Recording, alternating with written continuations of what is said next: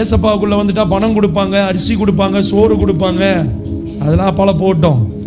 ஏசப்பாவுக்குள்ள வந்துட்டா பொல்லாத மனுஷனுக்கும் நல்ல குணத்தை கொடுத்து வாழ வைப்பேன். அல்லேலூயா.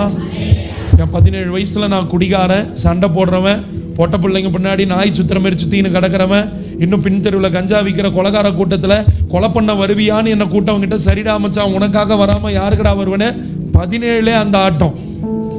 இப்படி வாழ்ந்துகிட்டு இருந்தேன். எல்லாத்துக்கும் மேலே எங்கள் அப்பா 17 வயசில் இறந்துட்டாரு. நான் 17 வயசு இருக்கும்போது எங்கள் அம்மா வீட்டு கதவை மறிச்சின்னு வெளியே போவாதரா, போனேன்னா இந்த ஏரியாவில் அடிக்கடி பசங்களாம் செத்து போயிட்டு இருக்காங்க, நீயும் தயவு செய்து போவாத, பிரச்சனையாயிடும், அவனுங்கெல்லாம் பொல்லாதவனுங்க, குடிகாரனுங்க, சண்டை போடுறவனுங்கன்னொடனே அம்மிக்கல்ல தூக்கின்னு போய் அம்மாவுக்கு மசாலா அரைக்கிறோமா, எங்கள் அம்மா மண்டை மேலே போடுறதுக்கு தூக்கி நின்று இருந்தேன்.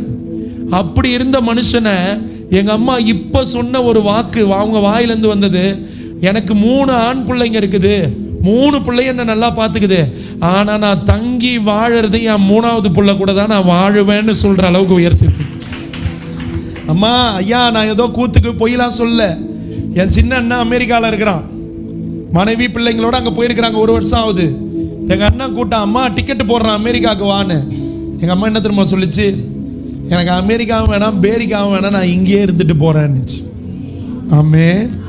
கள்ள தூக்கி போட்டு கொல்ல போன அடங்காப்பிடாரி பிள்ளை ஏசப்பா உள்ள வந்து தங்கின உடனே, ஏசப்பாக்கு பிடிச்சதை நான் செய்ய ஆரம்பிச்ச உடனே, இன்னைக்கு எந்த அம்மா என்னை பார்த்தா மிரண்டு ஓடிச்சோ அதே அம்மா என் பிள்ளை என்ன நல்லா பார்த்துக்குவான்ற நம்பிக்கையில என் கூட தங்கி இருக்கிறேன்ட்டு சாட்சி சொல்றான்.